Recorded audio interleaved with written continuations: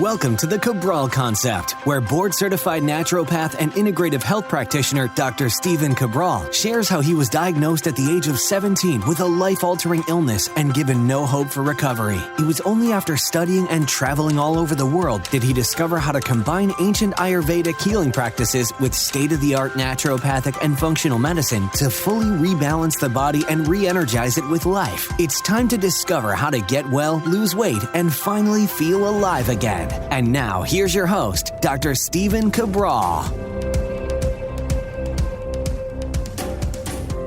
Thanks so much for joining me here on this Cabral Concept. This is our Wellness and Weight Loss Wednesday. Looking forward to bringing you the Harvard Diet.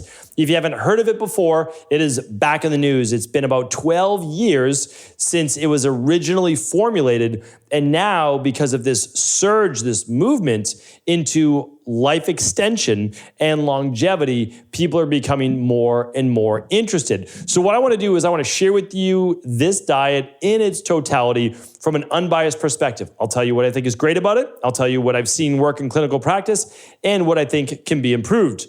I also want to start with just the first off the hype, right? Anything you put Harvard in, like Harvard diet, Harvard workout, Harvard, I don't know, whatever, it becomes a clickbait, one-liner type thing. And believe me, I understand that. I don't fall for any of those. I hope that you don't either. But what you do want to know is that, well, there's some great researchers out of Harvard. They're typically doing good work, putting forth whatever it might be. I just don't want you to say, well, if Harvard said it, then we just have to go along with it, right? Like scientists are oftentimes in a lab, not always in the real world and getting that side of it. So what I always recommend is that we let the brilliant PhDs do a lot of the studies, do a lot of the research, hopefully begin to move things forward. Then practitioners or clinicians are going to use it in the real world. They're going to report back. Then there might be a tweaking of the research done in the lab. Say, hey, will this work better? Or it didn't work. Why didn't it work? There'll be other studies. So again, keep it in mind that science is always evolving, right? It's not static. Anybody who tells you, well, you got to follow the science, or you got to do this, you got to do that, you have to understand is like, well, you could find a study right now that supports pretty much any claim that you have. So we have to be careful with that, right? We really need to look at things with an open mind from an unbiased perspective. But having said that, let's take a look at the Harvard Diet. The headline is this. The first time I saw it, it said it was on CNBC. Keep in mind, I don't have like TV, so I have a monitor, I guess, that acts as a TV. And I think I have with it like Amazon Prime, I have Apple TV, I've got YouTube TV, whatever it might be. But I don't have any stations. I certainly don't watch the news. But this article was sent to me, came across my desk. They're like, hey, what do you think about it? And it just came out like literally 30 days ago. So CNBC, you may have seen it.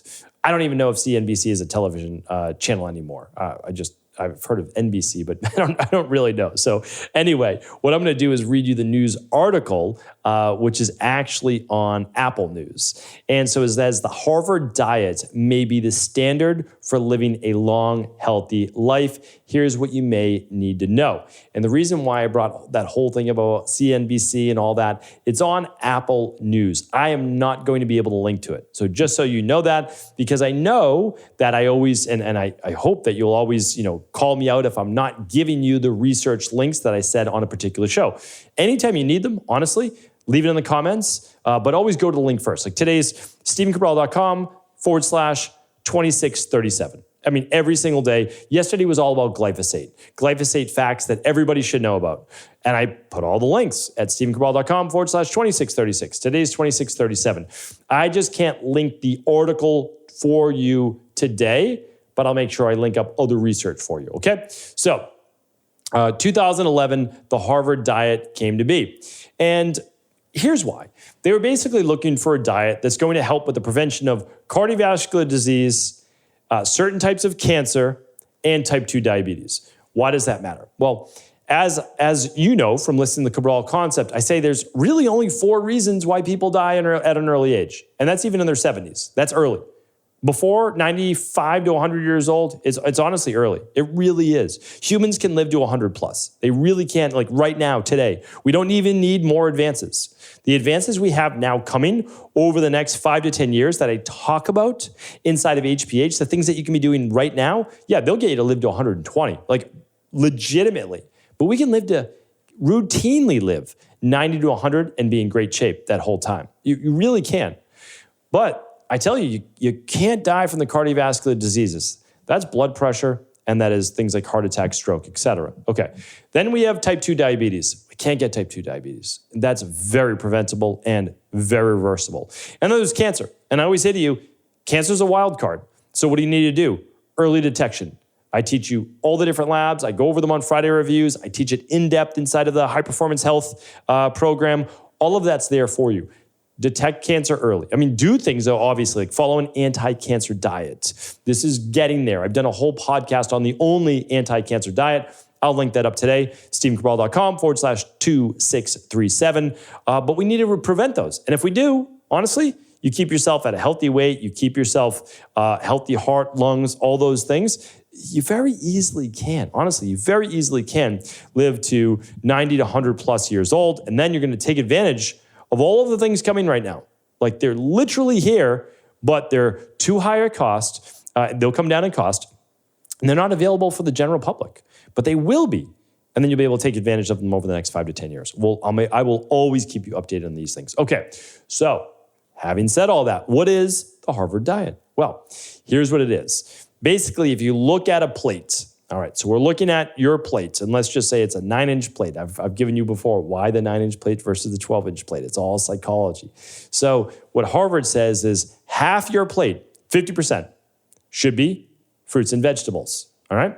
So right away, breakfast, lunch, and dinner, half your plate, 50% vegetables. Okay, why 50% vegetables? I'm telling you right now, there is not a credible longevity scientist alive that does not believe that the majority of your diet should be fruits and vegetables. I literally do not know one, because all of the research points to brightly colored polyphenols, or just polyphenols in general, which are the bright colors of fruits and vegetables. Like, that is the research. And then behind that, they're saying, oh, yeah, nuts seem to work really well too. Okay, not overdoing them, because can be more omega-6s, and you don't want to eat them roasted or salted, things like that. But like, it's fruits and vegetables. And it's wild that people don't incorporate those. Now, I know why they do.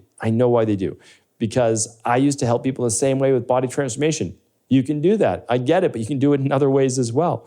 They don't want to eat fruit because of insulin resistance and type 2 diabetes, but the body's already gotten out of balance. So yes, you need to do radical things sometimes then to get it back in balance. But from a more healthy perspective, but a longevity diet, absolutely fruits and vegetables, absolutely. All right, so you want a lot of color, half your plate, I get it. I think we can make this better. But Harvard is really good about saying, because this is what's so bad about schools, they give kids French fries and they consider it a vegetable. That's considered a vegetable. That's at least what schools say. And they'll use ketchup, and that's considered a fruit and vegetable because it's tomato. Now, when we look at the ketchup, and especially in schools, there's very little, if any, tomato, right? It's called like catsup and like all sorts of different things, because it's not called, like, there's no tomato in it. It's usually corn syrup, sugar, maybe some red colors, maybe a little bit of tomato. Okay, that's not healthy. Harvard actually called that out. I appreciate that. They're saying, no, white potatoes, without the skins or anything, they're not considered a vegetable from our standpoint. They are more like a refined carbohydrate because of the blood sugar spike. I like that. I appreciate that. Purple potatoes, a little bit different. We'll talk about that in just a moment. Japanese yams, sweet potatoes, etc. Okay, so we get 50% vegetables. What would be some great vegetables? Asparagus, broccoli, cauliflower, Brussels sprouts, some salad greens, microgreens, carrots, rainbow carrots, anything you like, right? Anything you like for brightly colored fruits and vegetables. If you're fine with nightshades, you can put on some like yellow peppers and anything, orange peppers that you enjoy. All right, so now half the plate is done. That's 50%. A fourth of the plate, 25%, they're saying add a whole grain. Oats, quinoa, barley, whole wheat, brown rice. That's what they're saying. Now, do I think that this is the best option? For some people, Yeah, for some people, they do really well with oats. They do really well with quinoa, maybe some barley and some rice. I'm not the biggest advocate of a lot of the hybridized wheat and all that we have right now. So excuse me, I'm just not a fan of that at all. And I don't think that adding bread or pasta to your plate is going to make you healthier by any way, shape, or form. Sure, there's been a lot of long-lived people who ate some bread, maybe some sourdough bread or some homemade like rye bread or things like that every day. Sure, but could they have been even healthier if they didn't eat that? Maybe. Or maybe it's negligible. Maybe it's just neutral. But you need something with good fiber. Yeah, no doubt about that. Brown rice, black rice, any type of volcanic wild rice, all of those things are great. So there's really no issue there. Is it great for people that are looking to lose weight? No. I mean, if you look at our inside of IHP, Integrative Health Practitioner Institute, for the health coaches that we teach there, we actually share with them, no, whole grains isn't for everybody, actually. It's really not. They can add another 25% vegetables, and they'll do even better, right? Okay, I'm going to refine this in just a moment. But the last fourth of the plate, the last 25% is a healthy protein. And I don't disagree with that at all. Now, again, for us, in our practice, we typically do an easier to digest breakfast. We're doing a smoothie, something like that, but I won't get into that here today. But lunch and dinner for sure. Okay, what are you choosing? Well, they're recommending a fish, chicken, beans, nuts, duck. That's what they have. So basically, they're saying aim to limit your red meat consumption. I'll let people debate about that online if you'd like. You're welcome to. And they say completely avoid bacon, sausage, a lot of the processed meats, which we know are carcinogenic. Now, again, if you're getting those, they're non-processed, all those things, maybe a different story. But the majority of the world, they're not getting that. Okay, so here's the thing. I would not call nuts a healthy, a big protein. Beans, chickpeas, dal, mung beans, those types of things, yes, those are okay, right? Hemp hearts, another favorite of mine, good. All right, and I think we have to be careful with chicken. Chicken has a lot of the same things that red meat has that, if Harvard's calling out red meat, well, unless the chicken's pastured, if you're worried about cholesterol and those types of things, chicken's pretty high as well. So I think, we just have to be careful with that, what we're demonizing. And the last thing is they're saying, healthy oils in moderation, right? So we've got half the plate, 50% veggies, a fourth the plate grain, and then a fourth the plate of healthy protein. Okay, and then the last part is they're saying a healthy oil in moderation. Okay, so they're saying don't use hydrogenated oils like margarine and certain vegetable oils. Well, that's good. That's a step up, no doubt about it. So they're recommending olive oil, canola oil, soy oil, corn oil, sunflower oil, or peanut oil. I mean, this is not good though. This is fairly insane. How they finally caught up, after 20 years of recommending margarine. And they're just saying, hey, don't do vegetable oils. But what are we doing then with canola oil, soy oil, corn oils, like sunflower? What are we doing here, right? There's basically just a couple oils that are healthy for you. And that's because they contain really powerful antioxidants. They've got a good balance of omega-3s. And that's olive oil, first pressed, cold pressed, organic, dark bottle, small bottle so it doesn't oxidize. And the same for avocado oil. But to be honest, I don't recommend avocado oil. Typically, I only recommend olive oil. And then you can eat avocado. It's, have half an avocado with one of your meals. I think that can be absolutely fantastic. So when we're looking at this, I think Harvard's going to certainly change that in the future as well. What's another great thing they did? They used to say for years, they recommended people drink 3 glasses of milk a day. Now, that's also wild, especially for adults to be drinking that much milk. But the hormones, I could go deep into milk, and I have before. I've talked about that many, many times. But now they're saying, okay, yeah, we don't recommend that. And that's also because they were being paid by dairy companies, and that's just dairy organizations, but we'll keep that at that as well. So they said, drink water, drink some coffee, drink some tea. That's basically what they said. Don't put a lot of sugar in it. Great. So I'd be remiss if I didn't mention this part. They recommend doing 30 minutes of physical exercise 5 days a week.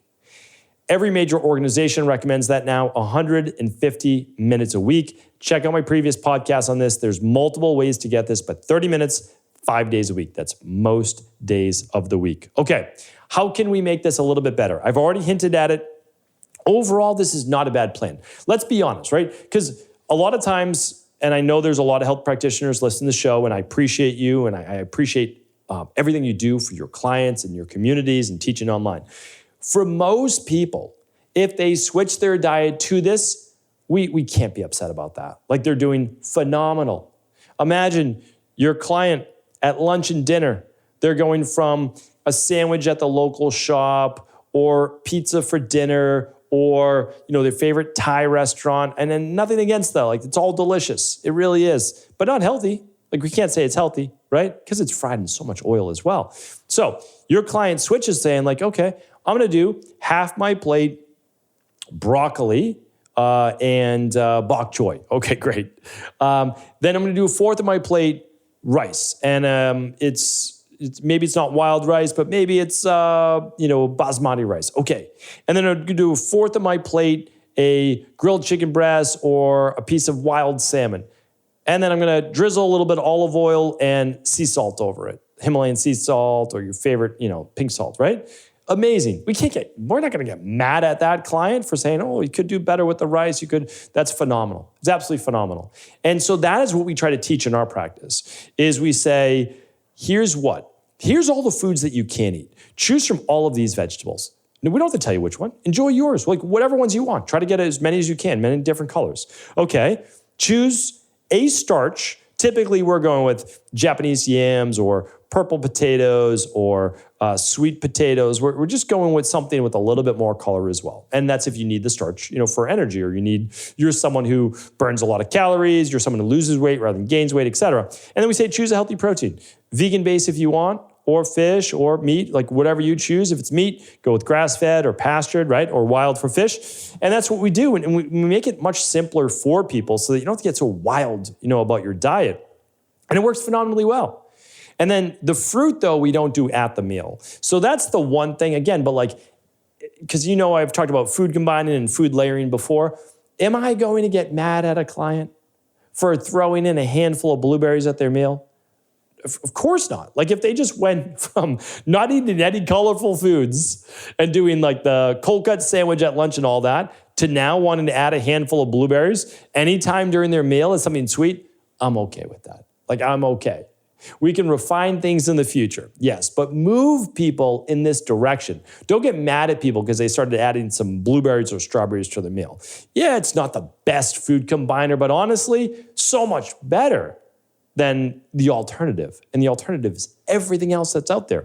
Everything packaged or microwavable, etc. So the fruit, I always recommend put it in a smoothie, easy to digest, whatever you might be putting in there. Have it post-workout, have it something like that, or even before a meal. That's food layering. Have it 10, 15, 20 minutes before a meal. Now, there are people who say, well, it's going to give you more of a glycemic spike. Once your metabolism's strong, your metabolism is going to be able to metabolize a handful of berries, no problem at all. You're not going to have to deal with that. Like, it's not going to be the same issue. It's really not. It's really not when your pancreas is working really well with the HPA axis as well. So everything's regulated. You're using that glucose, I don't want to get too deep into it, to calm the sympathetic nervous system. It's helping to replenish liver glycogen stores and muscle glycogen stores. But you have to move the body 2 for 30 minutes a day. That's what it's talking about. Like, that's the benefit. You start to move more. Over the course of 3 to 4 months, your cells change. You get better at utilizing carbohydrates. And that's why wherever you're at right now for carbs isn't necessarily your forever destiny. It means, okay, for the next 3 to 4 months, you're going to slowly have to work them up because your body yet is not at a point where it can metabolize it in the same way. But that's okay. That's why we can add in more veggies. So I'm going to keep it at that. I'm going to try to link up a few additional podcasts that may be helpful at today's show notes page, and that's StephenCabral.com/2637. If I can go over, someone sent me this. So again, if you have anything that you'd like me to review on the podcast, turn it into a topic, feel free.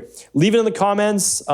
You can direct message us on Instagram, whatever works for you. We are here to help. So again, I thank you. I appreciate you. Of course, feel free to share this show with anyone you believe it could serve. Are you ready to heal yourself and then go on to heal others? If so, the Integrative Health Practitioner Institute can help you discover proven functional medicine protocols that blend the best of 7 different healing disciplines from around the world. I personally share with you the exact handouts and protocols I use in my private practice that enable people to get well, lose the weight, and live longer, stronger.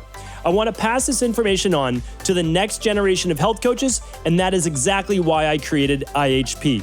We are the future of the health coaching industry, and the skills and knowledge you will learn will make you an in-demand certified health coach anywhere in the world.